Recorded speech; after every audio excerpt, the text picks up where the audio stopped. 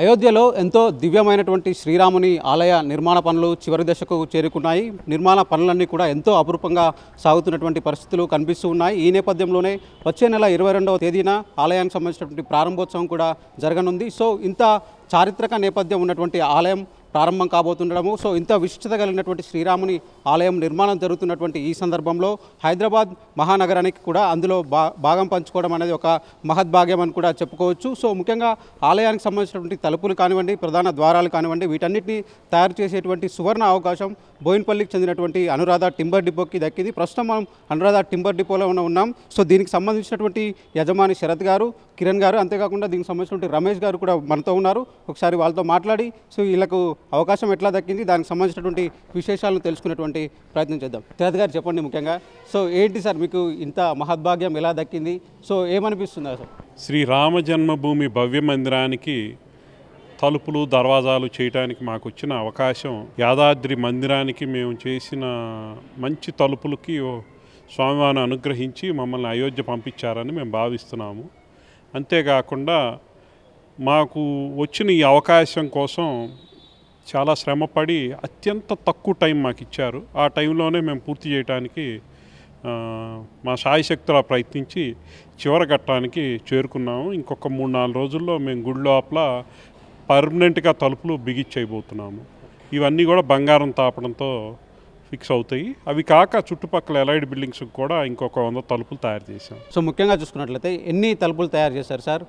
ఎంత కాలం పాటు వీటిని మీరు తయారు చేయడానికి వాడారు? సో ఎంతమంది పనిచేశారు? ఒక 60 మంది దాకా పనిచేస్తున్నారు. 18 తలుపులేమో మెయిన్ డోర్లు గుడి లోపల, వాటన్నిటికీ చాలా వరకు బంగారం తాపడం జరుగుతుంది. అవి కాక ఒక 100 దర్వాజాలు చుట్టుపక్కల బిల్డింగ్లకు కూడా చేశాము. ఇవన్నీ కూడా కంటిన్యూగా పని జరుగుతుంది. ఇంకో 300-400 దర్వాజాల దాకా మేము చేయాల్సి ఉంటుంది. గుడి కడుతున్న కొద్దీ మాకు పని ఇస్తున్నారు. ఆ ప్రకారం మా టీం అక్కడే ఉండి ఇంకో సంవత్సరం పాటు పనిచేస్తుంది. సార్ మీరు చెప్పండి, సో అంటే ఇంత విశిష్టత కలిగిన టెంపుల్ దాదాపు 2500 సంవత్సరాల పాటు నిలిచిపోయేలా కట్టుతున్నారు. ఇంత భూకంపం వచ్చినప్పటికీ కూడా ఎలాంటి డ్యామేజ్ జరగకుండా కడుతున్నారు. సో అలాంటి టెంపుల్కి మీరు డోర్స్ తయారు చేయడానికి ఎలాంటి జాగ్రత్తలు తీసుకున్నారు? మేము చాలా కేర్ తీసుకున్నామండి. మా రమేష్ తమిళనాడులో one of the fine sculpture, చాలా టెంపుల్స్కి పనిచేశాడు, 3rd generation carpenter. So wood Anuradha timbers క్వాలిటీకి చాలా ఫేమస్. మేము బలార్షాలో వుడ్ సెలక్షన్ టెంపుల్ డోర్లకి ఎక్కడ ముడి లేకుండా చాలా అత్యంత నాణ్యమైన కలపను మేము సెలెక్ట్ చేసాము. దాని తర్వాత అత్యంత నాణ్యమైన పని చేసాము. సో ఏనుగులు కానీ, నగేషీలు కానీ, సో రకరకాల నగారా స్టైల్లో ఉన్న బొమ్మలన్నీ మేము చెక్కామన్నమాట. బాగా చెక్కి హై ప్రిసిషన్లో అక్కడ కన్స్ట్రక్షన్ సైట్కి దగ్గరలోనే కార్యసేవకపురంలో మేము ఫ్యాక్టరీ ఎస్టాబ్లిష్ చేసాము. అక్కడే అన్ని డోర్లు తయారు చేస్తున్నాం అనమాట. ఈ వుడ్ మొత్తం సీజనింగ్ చేసి ఎన్ని సంవత్సరాలైనా పాడు కాకుండా కావాల్సిన జాగ్రత్తలన్నీ తీసుకున్నాం. సో ముఖ్యంగా సార్ అంటే టెంపుల్కి సంబంధించి డిజైన్స్ అంటే చాలా ఇంపార్టెంట్, చాలా ప్రాముఖ్యత ఉంటుంది. సో డిజైన్ సెలక్షన్లో ఎలాంటి జాగ్రత్తలు తీసుకున్నారు? ఫైనలైజ్ ఎవరు చేశారు ఏంటి? Architect Sompura architects, Larson and Toubro, Tata consultant engineering, మళ్ళీ అయోధ్య ట్రస్ట్, వీళ్ళందరూ కూడా ఎన్నో సంవత్సరాల క్రితమే అన్ని డిజైన్లు ఫైనల్ చేశారు. వారు ఇచ్చిన డిజైన్ ప్రకారమే మనం అన్నీ తయారు చేశాము.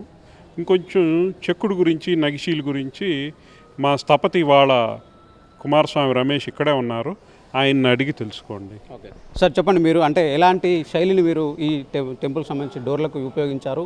సో ఎలాంటి శైలి మీరు వాడారు? Actually, Indian temple architecture style, they have 3: Dravidian and Nagara and Vaishara style. But in Ayodhya Ram Mandir, they have built it by Nagara style of temple architecture. Sir మీరు చెప్పండి, ముఖ్యంగా అంటే ఈ టెంపుల్కి సంబంధించి సో మెషినరీ వాడారా, లేదంటే చేతులతోనే ఎట్లా వీటిని చేశారా ఏంటి? పూర్తిగా చేతులతోనే చేశాము. మెషినరీ అంటే ప్లెయినింగు, అలైడ్, కటింగు వాటికి వాడాం తప్ప కార్వింగ్ అనేది చేతితోనే చేసాము. సో ఇక్కడ తయారేమైనా చేస్తున్నారా సార్, లేదంటే మొత్తం అక్కడే ఉంది? మొత్తం ఇక్కడికన్నా ఎక్కువ ఫెసిలిటీస్ అక్కడే ఏర్పాటు చేసాం, అక్కడే చేస్తున్నాం. ఓకే సో ఈ టెంపుల్కి అంటే డోర్లకు సంబంధించి ఎలాంటి విశిష్టలు, అంటే ఎంత హైట్ ఉంటుంది, ఎంత బరువు, ఎట్లా ఏంటి సార్? గర్భగుడి తలుపు వచ్చి 8 అడుగులు ఎత్తు, 12 అడుగులు వెడల్పు, 5 నుంచి 6 అంగుళాల మందం. మిగతా తలుపులన్నీ కూడా 8-9 అడుగులు ఎత్తు, రకరకాల వెడల్పులు, 5-6 అంగుళాల మందం మధ్యలో అన్నీ చేసాం. ఓకే.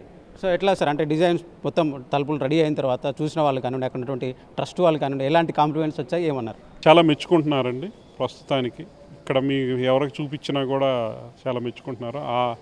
ఆ మెచ్చుకోవటంలో భాగంగానే తెలంగాణ ఆనరబుల్ గవర్నర్ గారు ఈరోజు మా కంపెనీకి వచ్చి వారికి చూపించాక స్పందన ఏంటో కనుక్కుందాం.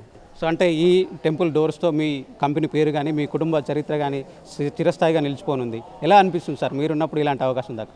భగవంతుడి ఆశీర్వాదం, చాలా సంతోషంగా ఉంది. అదే సమయంలో పూర్తి చేయాల్సిన బాధ్యత మా మీద ఉంది కాబట్టి అంత పెద్ద బాధ్యతను ఎత్తికేసుకున్నందుకు ఆ రెస్పాన్సిబిలిటీ కూడా ఫీల్ అవుతున్నాం. Right sir, thank you.